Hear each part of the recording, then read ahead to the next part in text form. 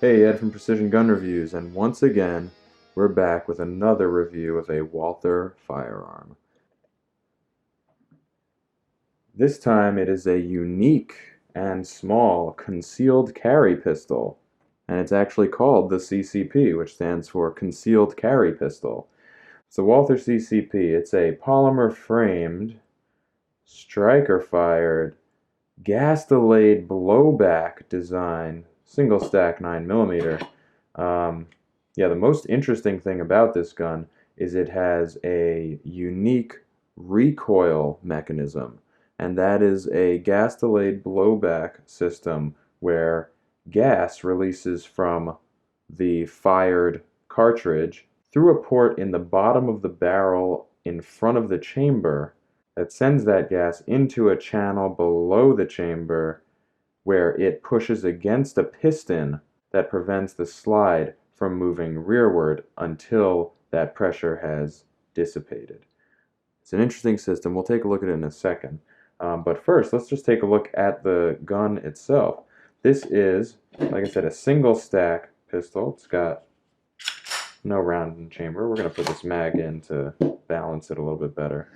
So what we're looking at here is a 6.4-inch length pistol that is 5.12 inches tall and 1.18 inches wide. So it's a little bit thicker than some of the other single stacks, and that stands to reason because it's got this nice ergonomic grip. It's really an evolution of that PPQ grip. It's a little bit smaller, suited for the smaller frame of this pistol. It's got these palm swells, it's got these finger ridges, and it's got this cross-directional stippling. It's a little bit more aggressive than some of the others. It feels really good. It's really optimal, and this grip is one of my favorites of all handguns that I've ever felt. I really, really like the way this gun feels in hand. If they could make a PPQ compact in this size, it would 100% be the gun that I want to own and carry and shoot all the time. It feels amazing. Let's see, we've got an 8-round magazine for 8 plus 1, and with that empty magazine in the firearm, it is 22.3 ounces heavy. This gun does have a manual frame-mounted thumb safety. Can't rack that slide with the safety on. And can't fire the trigger. It's a dead trigger. Continuing with the ergonomics and controls, we said that the grip is amazing. The slide is well finished. It's a black Cerakote. It's got these nice deep cocking serrations. Feels really good. And that goes right along with the ease with which this gun can be racked, because the gas-delayed blowback system, also known as the Softcoil system, as Walther calls it, requires not as heavy of a recoil spring because it's this gas that's doing a lot of this work. So this is a gun that someone who is A, sensitive to recoil, or B, not proficient at racking a highly tensioned slide might be interested in trying out. So this is something you might want to get for someone with a little bit weaker hands for racking that slide. The sights are 3-dot polymer sights. They look fine here with this light shining in them, but they are pretty dull in the outdoors. The rear one is drift adjustable, and the front is replaceable, and the gun comes with 3 different heights of front polymer sight to adjust for elevation as you like it. This mag release, we already saw it in action, works very well. It is reversible. It's not ambidextrous, even though that looks like a button. It's reversible. Nothing else is ambidextrous on the gun. It does have this squared off trigger guard for people who are interested in doing that. And the trigger itself is an interesting one. It is not your typical striker fire trigger. It's got sort of a medium length pull. It's got a little bit of this take up, then it kind of has that little stacking and then breaks here. It reminds me somewhat of a car trigger, but less smooth. It's a little bit lighter, however, it is less smooth than a car trigger. Honestly, it is nothing to cheer about, but also nothing to complain about. And I did shoot very accurately with this gun. And that may be due to the ergonomics, maybe in part due to the trigger, maybe I did something right for once, but also maybe due to the blowback design, which we're going to have to take a look at now. One thing that a lot of people are going to hate about this gun is its takedown process. They give you this little tool that is supposed to interface with this rear circular section to help you take the slide off. And that's how that works. It works just fine. I often just use the hex wrench, but either one works. The slide comes forward and you see the barrel is attached to the frame. It is blowback, and this is the recoil spring. It just slides around the barrel and it's not highly tensioned. Now, in this area below the chamber, that's where that gas builds up and pushes against this piston, which rides into a hole under there. So that's how that works. The gas is ejected from the spent cartridge, goes down in here, builds up in this chamber, pushing against this, stopping the rearward motion of the slide, and then finally it lets it go. And then the recoil spring doesn't have a lot to work against because the piston has done some of the work and it just rides it back home. It is a striker fire. There is no hammer here. This is a sear. You've got the striker in this channel there. It's a little bit different. It's unusual, and that's what Walther is pretty much known for, making unusual designs that, happen to work well. So that's what that looks like. It's a little bit difficult to get back together, and this is something that people are going to not be happy about. It's not that terribly difficult. I mean, I just did it working around a camera. So if it's that easy for me to do it working around a tripod and lights and awkwardly standing over a table, if complaining about that is what keeps you away from this, then you probably want to just grab something with those pull down tabs and be done with it. But that works just fine. In terms of firing, I found this gun to be incredibly comfortable to shoot.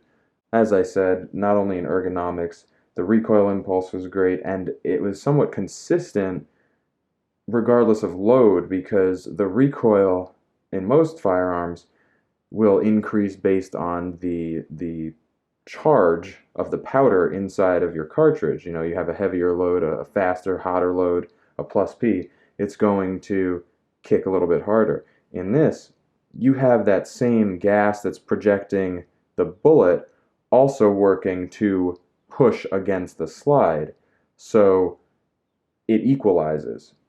So this is a really interesting design in terms of stepping up your loads and maintaining that recoil impulse. It does feel somewhat lighter than a similar gun of this size. Like if you compare this side by side with the PPS M2, you'll find this one is much more comfortable. As I said, the trigger's consistent. It's not the best, it's not the worst. I happen to like it a lot, and I shoot very well with this gun. It feels really great in the hand. I don't know that this safety is necessary. If I were to carry this firearm, I would prefer it not to have the safety. They tout a short trigger travel on the website, and that could be what leads to having to have this safety, but honestly, it doesn't feel that short. Like, I'm moving this whole length of travel with this trigger, and the gun is not firing. I have to get all the way back to there. So, in my opinion, I don't think that this should necessarily be on the gun, and if they offered it with both options, with or without, it would be a more interesting proposition as a carry weapon for me personally.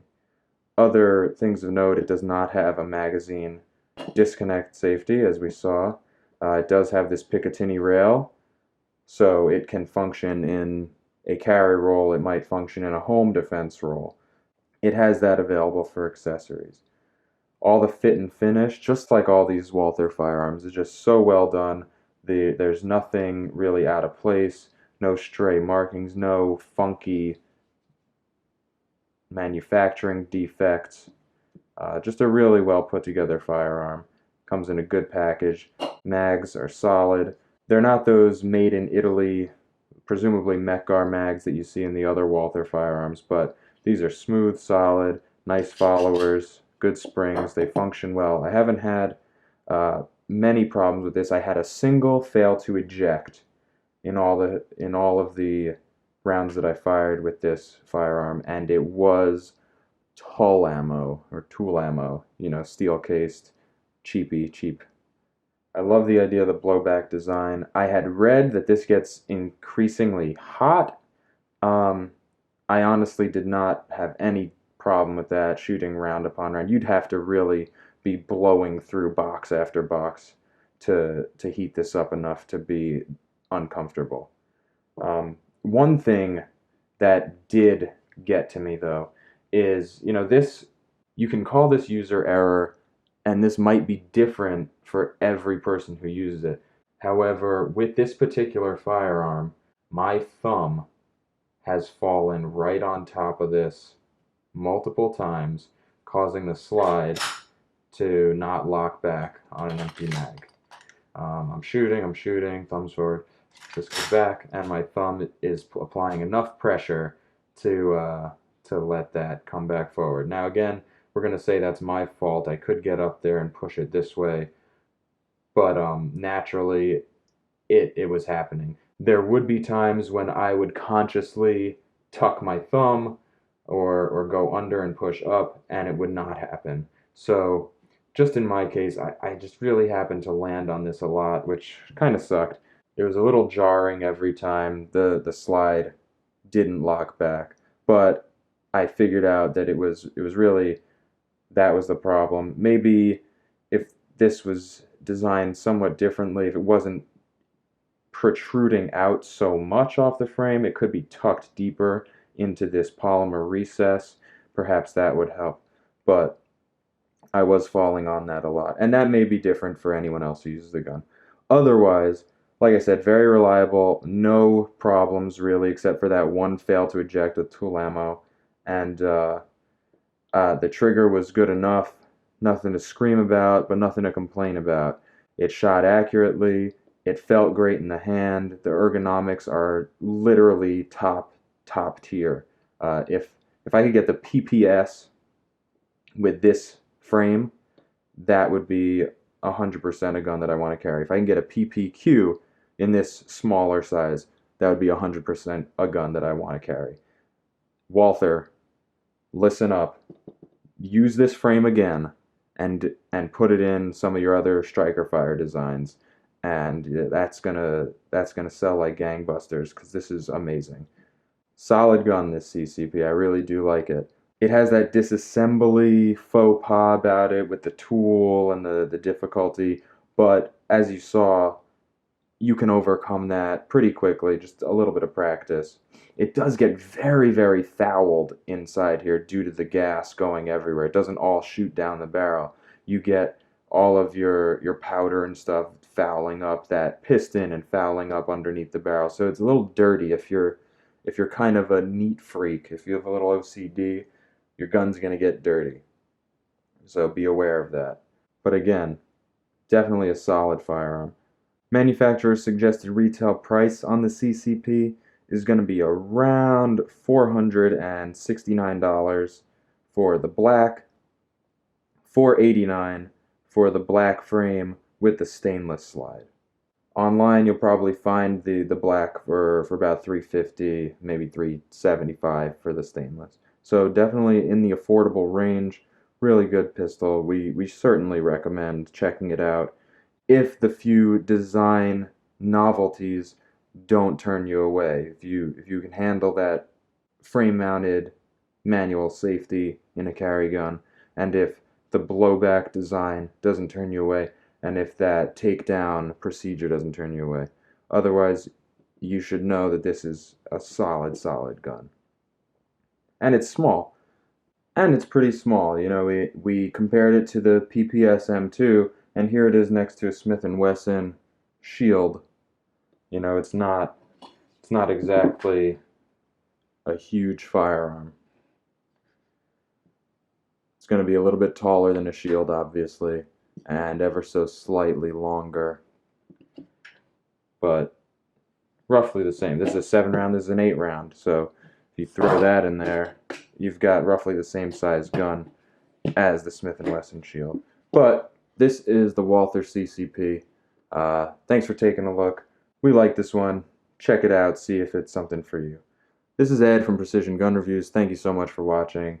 Give us a thumbs up and subscribe to the channel if you like what you see here. Get all of our stuff as it comes out.